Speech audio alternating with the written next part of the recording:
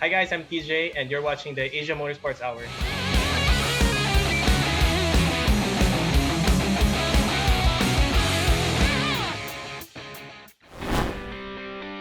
A Philippines motorsport family feature heavily in this week's Asia Motorsport Hour. There's Dad, Totti Alberto, owner of the Team Access Plus racing team from Manila, a team that features his own sons. Troy got into Asia Talent Cup. TJ got a ride in Italy with Ducati. And this is Timothy Joseph, or TJ, speaking of his own racing ambitions. I'm not happy to just be a point scorer. I really want to be up there in front with the top guys. Plus, we have the Idemitsu Inquest, looking back and forward to the racing calendar.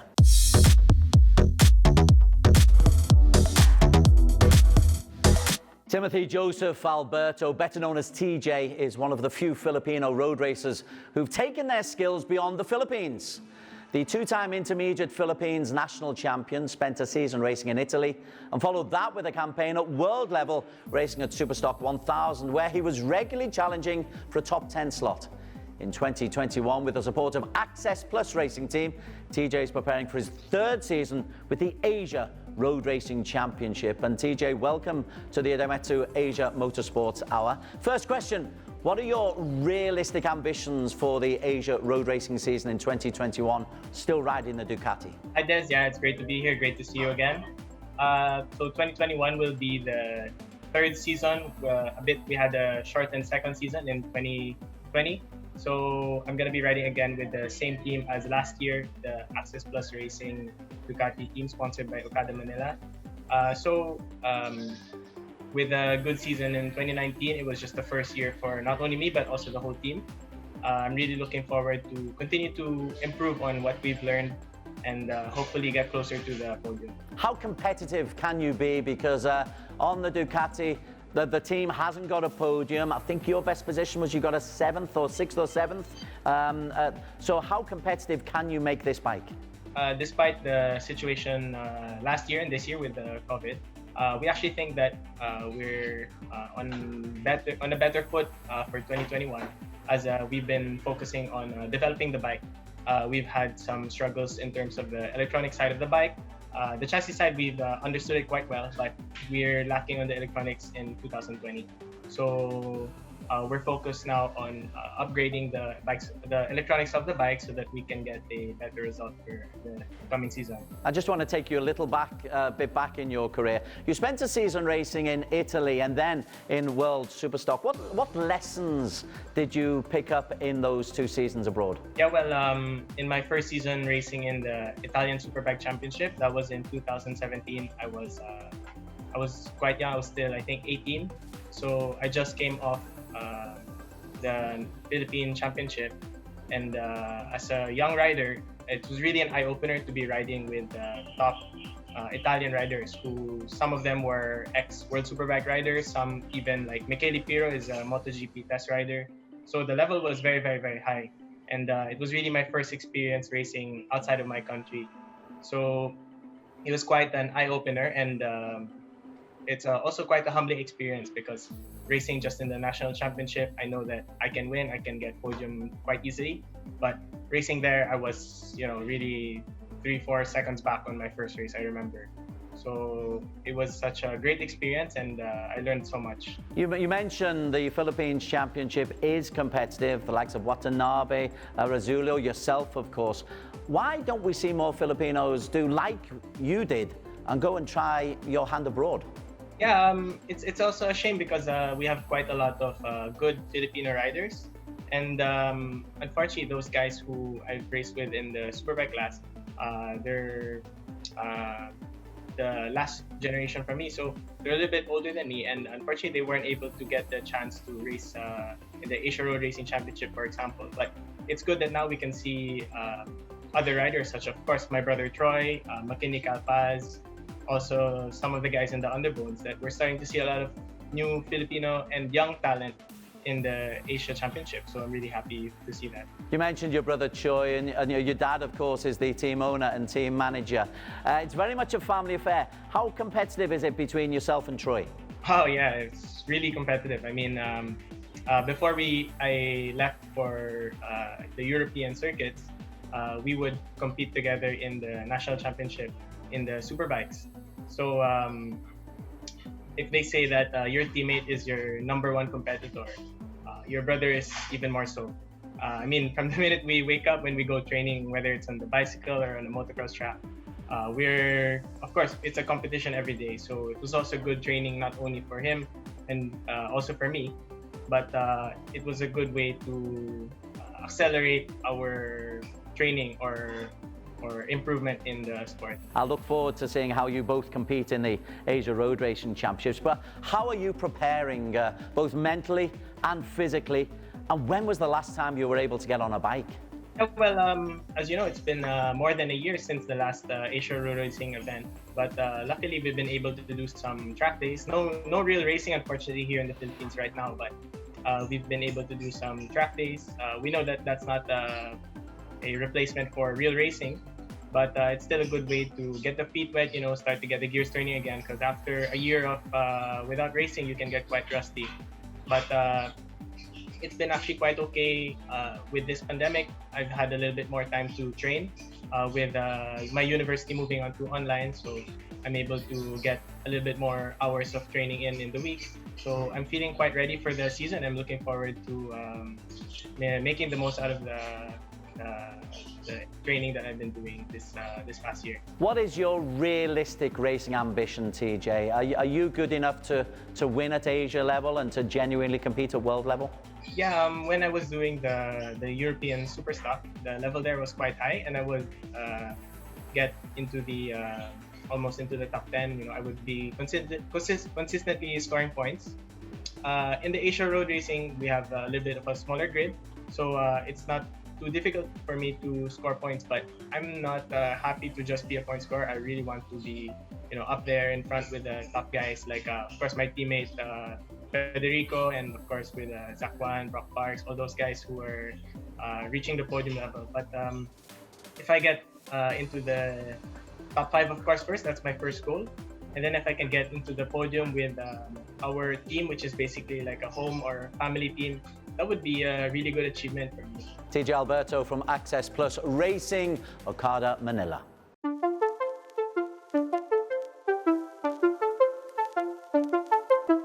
When news filtered through ahead of the 2019 season that a Philippines-managed team was to compete at the Asian Road Racing Championship, there was a buzz. Welcome Access Plus Racing with sponsorship from Okada, Manila. Totti Alberto is the owner behind the team, and he had another headline in that he introduced Ducati into the pits for the Superbike season.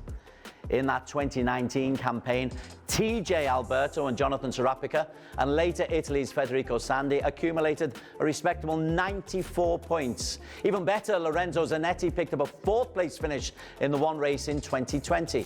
Ducati, this team can compete, and not just the 1000cc. At Supersport 600, Okada Manila Racing will be supporting Troy Alberto, TJ's younger brother, but racing with Honda Philippines, all of which makes a multi-headline story. And Totti Alberto joined us on the Idemitsu Asia Motorsports Hour. Totti, first let's start with the family connection. You're the owner, TJ and Troy are your racers. What caused this all-consuming racing passion to come into the Alberto family? Okay, way back during the 90s, I myself raced the Philippine rounds of Asian Road Racing that time. And of course, when I had kids, I had to stop racing, which, everyone has a family. And then they started racing motocross, okay? And then from there on, we were able to get sponsors because they were winning, and they knew how to do public relations, and they were very saleable, in other words. And yeah, Troy got into Asia Talent Cup. He was one of the the only Filipino to get into the top 10 in Asia Talent Cup. TJ got a ride in Italy with Ducati for Italian Championship. And afterwards, he even did the Stock 1000 in World Superbikes. So we were in the map. And then we got Ducati support for doing the Asia series. So we're very happy. I mean, it fell into place, thank God, and we're doing okay. We're doing okay. Ducati was coming into the Asian Road Racing Championship was headline news. Do you see more opportunities for Ducati in Asia? Well, yeah. Because when we came in, we had or immediately got premium sponsors to help us. They were very happy to be associated with the brand, Okada being one. So I think if we continue this, we will have more and more involvement with sponsors or maybe other teams to run Ducati. I mean, for a first-time team and getting into the top five, fourth the highest, I think we're doing good enough. So hopefully for the next seasons, we will be having more and more Ducati involvement in Asia Road Race. Can I ask about the Italian connection? You said TJ raced over in Italy, but you've also had Federico Sandi and Zanetti coming over racing for you. What is that Italian link? Federico Sandi was actually TJ's teammate in the World Stock 1000, which is run together with World Superbikes. So we did all the European rounds in World Superbike, Stock 1000, and Sandy won the last race. I think it was in Jerez, I think.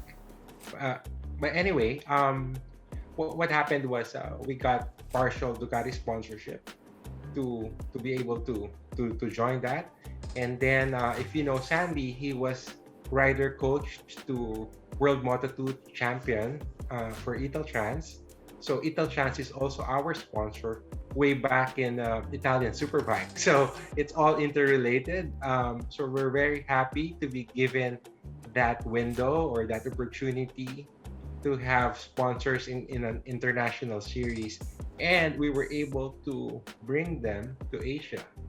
So that's a good plus for us. So for 2021, can you release your lineup for us? Well, for 2021, the Ducati riders will be, again, Federico Sandi, and then my son, TJ Alberto, and then for Honda Philippines, we're going to have Troy Alberto. And your expectations for those lineups this season, both at Superbike and Supersport 600, Toti? Okay, for Superbikes, we'd like to have a podium because during the last race, we were in the podium for the last 0.2 of a second on the line. We ran out of fuel, so we lost third by 0.2 of a second, 0.1 of a second. So I think the podium is very close. And then for the 600s, Troy was able to do podium in the Thai Talent Cup in Buriram. So as a rider, I think he would be very capable. So we're hoping with the new 2021 Honda CBR, we will be competitive enough to get a podium for Troy. We get opinion and comments after the break and look ahead to the start of the All Japan Championship.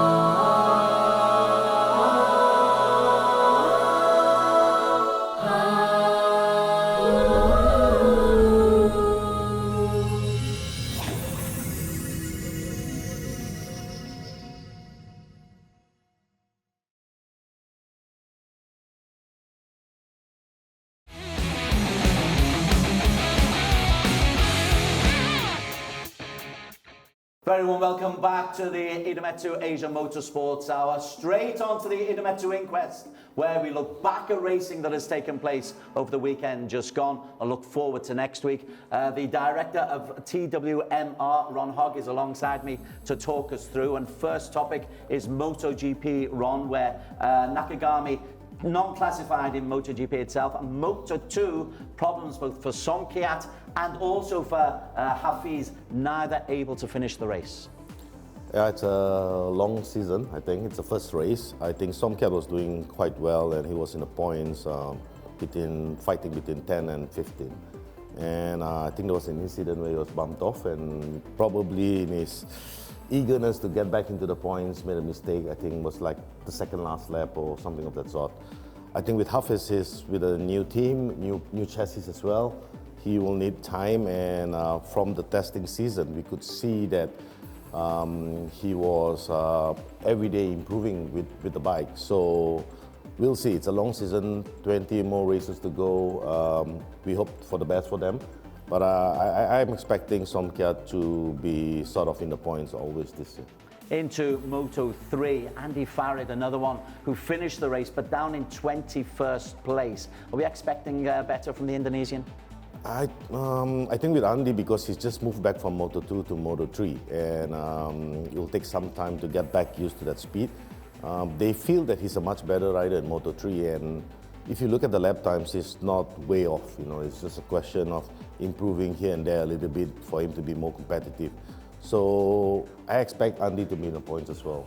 As for the Japanese, 3 of them in the points: Suzuki on the Honda, Tuba and Yamanaka on the KTMs, all in the top 14, 2 of them in the top 10. Yeah, good display. I think Toba really showed that he was something to prove, coming into its 4th season maybe now. And with Suzuki, he didn't do any tests. He was COVID positive when he arrived, so he had the least practice. He started from the back of the grid, and to finish in the points, I think was an excellent race for him for round 1. And next week they'll all be racing in the same circuit again, so with more data on hand, probably we'll expect to see better results, I guess, for the riders. And staying in Qatar, the Idemitsu Asia Talent Cup also had its first 2 races of the season. Japanese won 2 in both races. Tayo Furusato picking up victories in both, but 2 podium finishes for Malaysia's Hakim Danish, Ron. Yeah, I think excellent debut for him. He's a rookie, complete rookie. He's 13 years old, 14 years old. And to finish ahead of his more established senior riders, Malaysian riders who are riding together in ADC, shows that he's got the talent, and hopefully he will flourish into the rider we all want him to be. Staying with Malaysians, Daniel and Cheryl. Cheryl, both in the top 10, in fact, both in the top 8 in both races.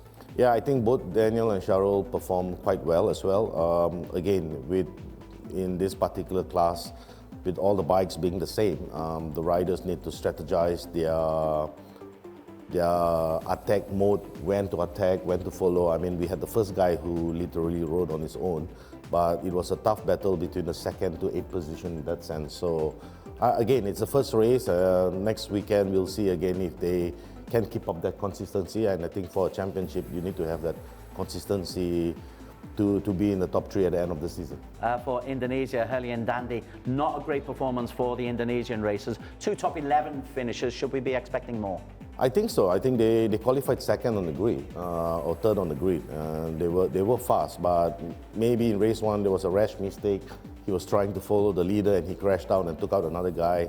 And again, I think it comes with experience, and a lot of these guys have not really raced for over a year competitively.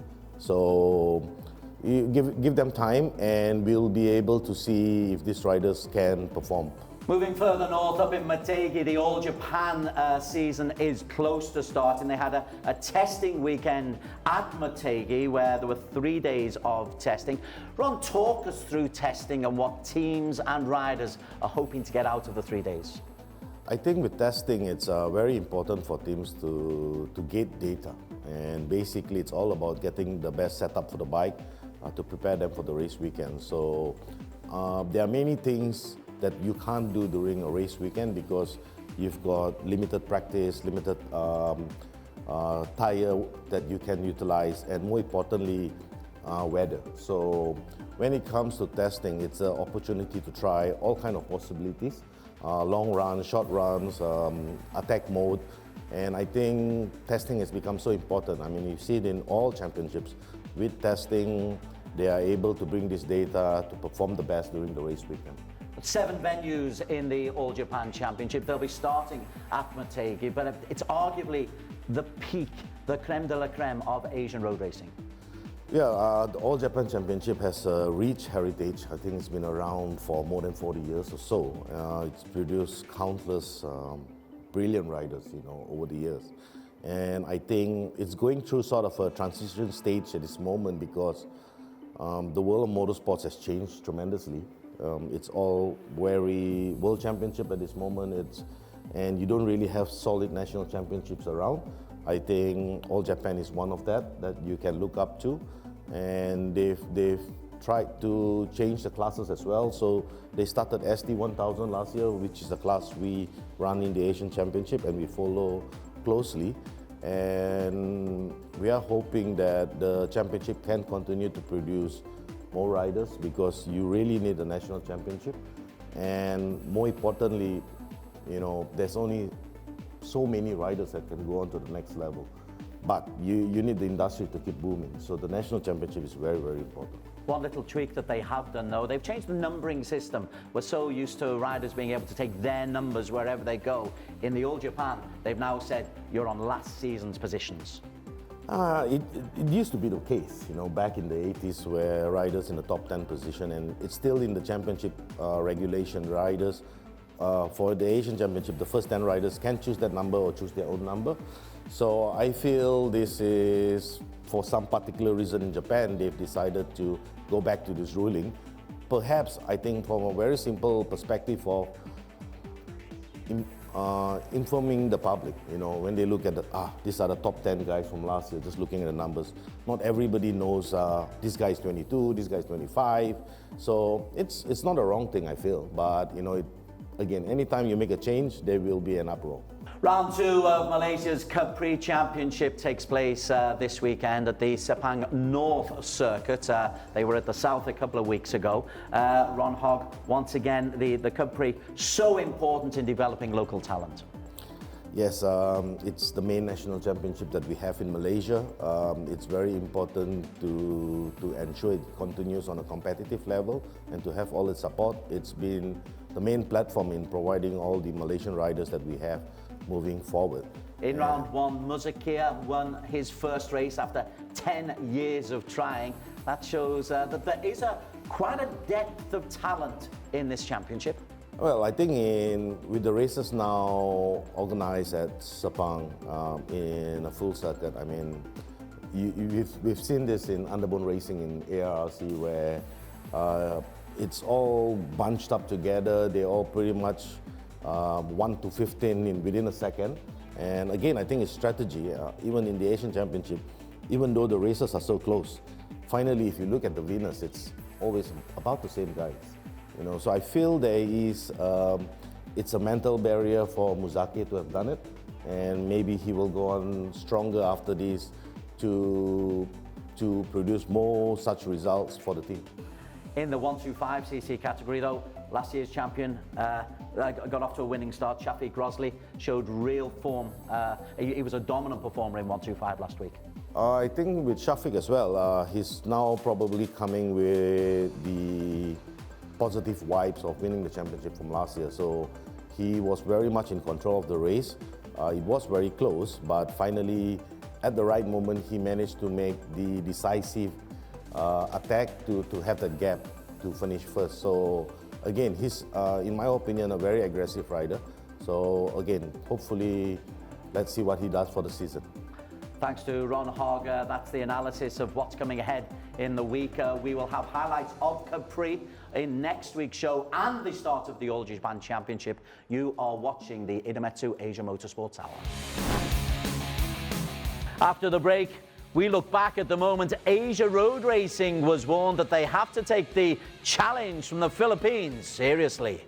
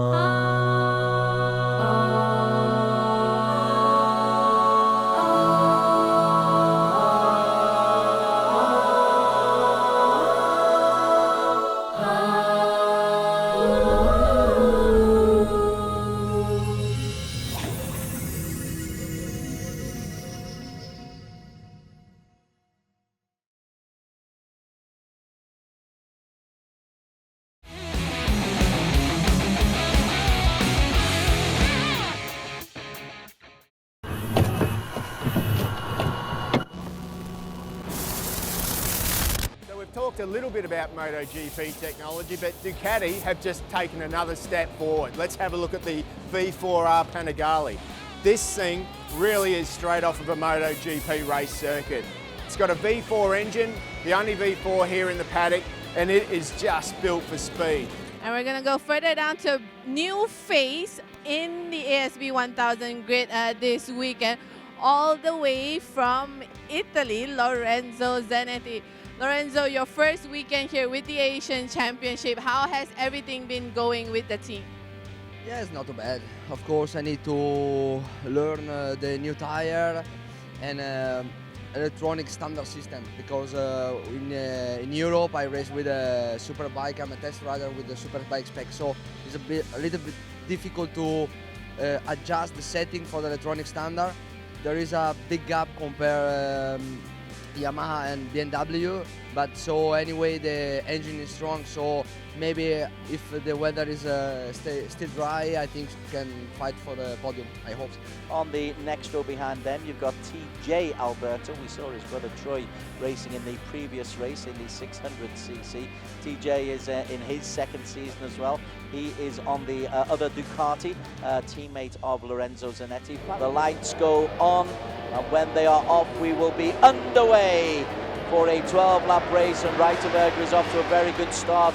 Also from P4, Yuki Ito has made a flying start as well. Bike number 76, Brock Parks, just tucks in behind, and the Kawasaki's have made a heck of a drive from P8 up to P4. I think that is Titipong Guadacon who's got there. Yeah, good start by Marcus Reiterberger. He got 4 or 5 bike lengths down that straight already, so very impressive off the line was Marcus Reiterberger. With Brock Parks, a good comeback start for him. But as they come across the start-finish line at the end of lap number 1, Reiterberger has established a 1.4 second lead from Apiwat Parks and Anupam Sarmoon. That's a stunning start from the German. Look at Lorenzo Zanetti as well. Zanetti's coming in the background there. He's on to the back now of Anupam Sarmoon, and I've got to say I'm really impressed with Anupam Sarmoon. Great job yesterday in the wet, but he's backing it up in the dry. Farid Badrul has got himself up ahead of Rasuki Owato. Owato's going backwards. The best of the Kawasaki's currently in P6. That's Titipong. That's in the lime green livery, just going through. Behind Lorenzo Zanetti, in front of him is Anupam and Brock Parks. So Parks is under pressure here for P3. Never mind chasing P2, Parks is under pressure for P3. Yeah, he certainly is. The pressure's there. It's also coming from the Access Plus Racing Okada team rider, Lorenzo Zanetti, who's joined the back of that group. I spoke with Zanetti, and he seemed to think that he could get on the podium here today. The lead for Reiterberger as he goes through, he's gone 2.33 seconds. We are not used to seeing this kind of a lead. Second, Apiwat Parks holding on to third, Zanetti up into P4. Yeah, Zanetti doing what he said he was going to be able to do, but it's a matter of how that bike will handle towards the end of the race. Remember, it's still got the standard ECU. Perhaps this circuit might work out for him, but there's also a question mark on whether he can make the distance due to the fuel. Like the fuel tank on that bike's not big enough. He actually ran out of fuel yesterday. The bike started spluttering in the wet, so interesting to see what happens there. That is still 10 laps away though, but Zanetti has certainly made a mark here. The Italian number 87. He's got himself up into P4. Next available target for him is the rear wheel of Brock Parks. The 39-year-old Aussie is very aware of the pressure coming on behind him. In the meantime, Zanetti has got himself into P3, and Parks is under pressure from Anupam Sarmoon. Parks on the Yamaha, as is Anupam Sarmoon, Yamaha Thai racing team. I think it looks like Zanetti is towing the other two Yamaha guys back up to Apiwat as well. That gap is certainly coming down, but you can see the rear of the Ducati sliding as they get hard on the gas. Down the hill they go. Good to see the Europeans bringing their A-game to the Asia Road Racing Championship. All that can do is help the local riders realise that, heck, we really got to compete. P2 at the moment. Belongs to Apiwat Wongtananon, but he is under pressure from the Ducati, the powerful Ducati of Zanetti, and Zanetti has a look on the inside as Reiterberger goes through. Zanetti into second place. Reiterberger 1, Zanetti 2. Apiwat tries to look back on the inside, but that was terrific from Lorenzo Zanetti. Saw the chance and took it. Yeah, well, we said that Ducati had a lot of power, and you can just see there, look at that P2, nervous in the pit box there, and boy, what a great job by Lorenzo Zanetti to work his way through the pack. Marcus Reiterberger is gone, but the race is on in earnest there. Look at that from second place all the way back down to Tigipong Warracorn in 8th place. Nose to tail, what a big group of riders we've got. Yeah, Aslan Shah's just moved himself up into 3rd position now, so pretty impressive movement by him. And as we know, that Ducati, with all that power, it does start to eat the tyre up towards the end of the race. And the team are happy with that, aren't they? They're thrilled to bits with that because he's taken Lorenzo Zanetti. Zanetti forced outwards. This is Aslan Shah saying, I am showing who is the boss today, my friend. He said he was going to show who the boss was, and I'll tell you what, he's showing who the boss is right now, and the boss is Aslan Shah. This is my land. This is Malaysia, says Aslan Shah. Well, Reiterberger's in Germany. That's a long way away, but Lorenzo Zanetti just got a bit of Aslan.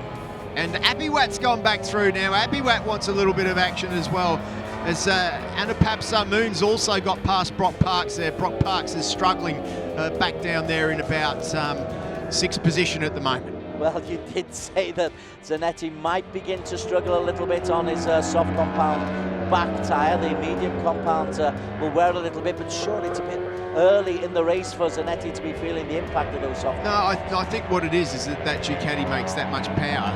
It's not. I think he's actually got the medium compound compared to the soft compound guys, but because he's spinning up so much, he just finds it harder to control that bike as the race goes on. Oh no, we've got a faller. That is Aslan Shah. Well, it's either Aslan Shah, it's one of the 1XOX BMWs.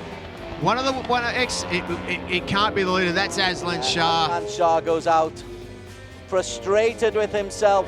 Aslan Shah, Kamruzaman, had got himself into P2, had really ridden an excellent race.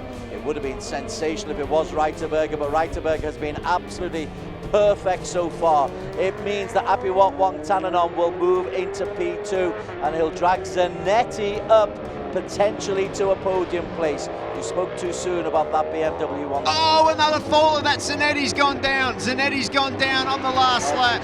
It's TJ, is it? That's 2 crashes for TJ this weekend. Oh my. Oh. You had everybody panicking with the Zanetti one there. Same colours, same livery. TJ Alberto 77, Lorenzo Zanetti 87, and that's Lorenzo Zanetti just at the moment holding on to a place on the podium. This is the race leader, Reiterberger, going through. Apiwat second. The battle for P3 is the one that really interests us. Lorenzo Zanetti has got himself in a good position. Parks has a look as they go up the hill. Zanetti drives away from the Australian. Yeah, Parks is trying hard now. You can just see that body language. He was right on the back wheel of Zanetti there. Zanetti pulled away a little bit, but Parks tighter on the exit there. It looks like Apiwat with nothing to worry about in second, but this is where the fight is between these two guys for the last spot on the podium. And I'm sure that Brock Parks would love to stand on that top step. Does he take the inside line? This is a corner that hasn't been too kind to him this weekend. It's all going to come down to the final corner. On the drive, he needs to get into the slipstream of that big booming Ducati. A rider off to the left-hand side of the track there, just keeping out of harm's way. Brock goes up the inside. He's hard on the brakes. Brock's making the move, but Zanetti's tight. Brock runs a little bit wide. Zanetti's loose. Brock around the outside. This could come through. Reiterberger's going to win. Reiterberger takes it. Apiwat second. Zanetti is able to hold on for P3. No, Parks has gone around the outside in sensational manner. Zanetti cannot believe it. I cannot believe it. Brock Parks for P3. I reckon he ran out of fuel over the line. Wow. I know that fuel was a problem for them. To miss out, we'll find out, but I reckon that's what happened. I know it was an issue for them in the wet, so in the dry, boy. Well, you know, that's really sad. we tried to conserve fuel as much as we can because during testing, we were at the limit of fuel. But it's so heartbreaking that we actually lost it 100 feet from the finish. So it's very sad, but you know, for 2021, we're praying, we're counting on getting new electronics to get us into the podium. But for our part, imagine we have a all-stock Ducati V4R and we almost got into the podium. So think about how we will do with a good computer.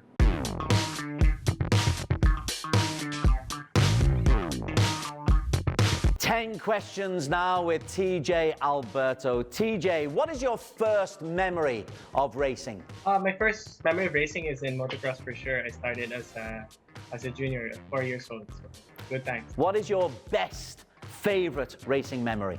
I think my favorite racing memory should be my first race in the Italian Superbike because it's the first time that I got to race outside of my home country. From the highs to the lows, what is your least favorite memory? Well, I'm sure the lows are always when I'm in a good position and I crash out. Hopefully we don't get more of those soon. Do you have a favorite racing rival, be it in the Philippines or on the Asia or world stage, a favorite rival to race against? I think if I were to choose a favorite rival, it would be my brother. It's really fun to race against my brother, and we can be quite aggressive. We play quite a lot. It's always good to race against him, and there's no hard feelings after. Before a race, do you have any superstitions? Superstitions? I don't think so. At least none that I've noticed, but I'm sure there are. What's your favorite racing track? I think one of my favorite tracks right now is one that's also in the Asia calendar. It's the Bend. Great track, very twisty, a lot of up and down. Really fun, like a roller coaster. Obviously, as an athlete, you have to look after your diet, but if you were allowed a cheat day, what is your favorite food? Oh, ice cream for sure. And your perfect holiday? Perfect holiday, I love the beach. Got to, in the Philippines. Finally, if there were 3 words at the end of your career, many years away, 3 words to remember TJ Alberto's career, what 3 words would you choose? Never any regrets. Never any regrets from TJ Alberto. Next week, the All Japan Championship will dominate the Idemitsu Asia Motorsports Hour as their season revs up in Motegi.